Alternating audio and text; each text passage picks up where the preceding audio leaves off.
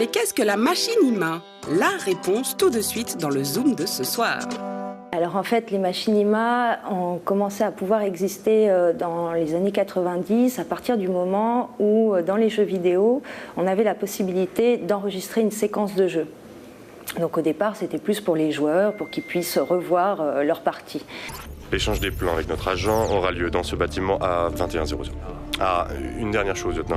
Oui, monsieur le directeur. J'adore votre cravate. Merci, monsieur le directeur. La manière la plus simple de faire un machinima, c'est d'enregistrer une partie de jeu et ensuite de remettre des dialogues dessus, soit avec des sous-titres, soit la version au-dessus, c'est avec du son.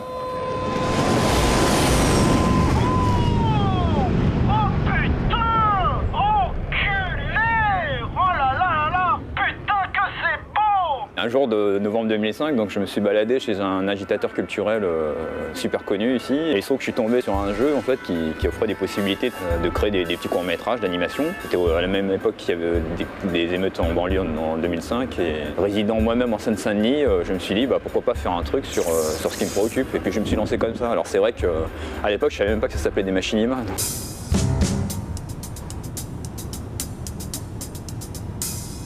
À partir des années 2000, 2002, en fait, il y a des jeux qui sont apparus et qui donnent toute une suite d'outils pour faire des films.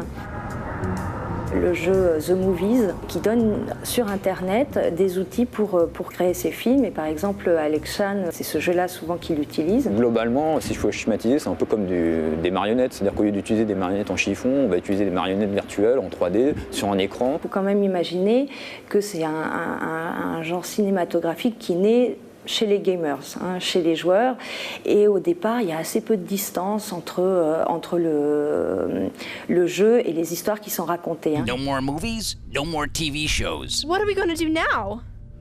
Well, we could just play video games. Yay! Awesome, I'm pumped. Fantastic. C'est vrai que le problème des machinima, c'est que ça propose que des outils qui sont entre guillemets préfabriqués et qui sont inclus dans le jeu. J'ai toujours dû en fait entre guillemets tricher pour essayer d'évoquer en fait les sujets plus que de les aborder de manière frontale. Le fait que ça se passe dans des décors entre guillemets hollywoodiens, ça a contribué au fait que beaucoup de gens se sont plus facilement retrouvés dans ce qui se passait chez nous que si ça avait été tourné dans des décors franco-français, on va dire. Donc du coup, ça, quand j'ai eu beaucoup de retours par la suite, qui disaient c'est marrant, nous aussi on a vécu ça à Los Angeles. Il y a une forme d'empathie qui s'est créée dans le monde entier, que ce soit en Australie, en Asie.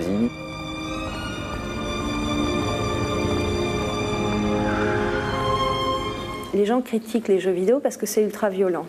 Et là, on se retrouve avec, par exemple, un artiste qui s'appelle Edo Stern à Los Angeles, qui va utiliser le jeu GTA 3, qui est quand même un jeu a priori ultra violent. Et en fait, ça prend le personnage d'une femme taxi. Et donc, elle monologue pendant une demi-heure sur la vie à Los Angeles, les problèmes économiques. I avoided looking in mirrors. I refused to feel bad about my looks, the wide bridge of my nose, the crooked mashedness of it. Il y a un autre film d'un garçon qui s'appelle André Pêche, qui est très très beau aussi, qui s'appelle The Days After et qui est fait aussi dans GTA, donc toujours ce jeu très violent. Et là, en fait, on a un personnage qui est tout en haut de building et qui médite. Strange. You could reach any point on this planet in less than one day, but we're unable to defend ourselves against such a tiny virus. En fait, c'est un procédé qui a vraiment un temps de réaction qui n'est pas comparable, enfin qu'on retrouve nulle part, quoi. Et du coup, ça nous permet de sortir des petits films d'animation sur l'actu et de réagir de manière assez rapidement. Bonsoir et bienvenue dans le journal virtuel des élections.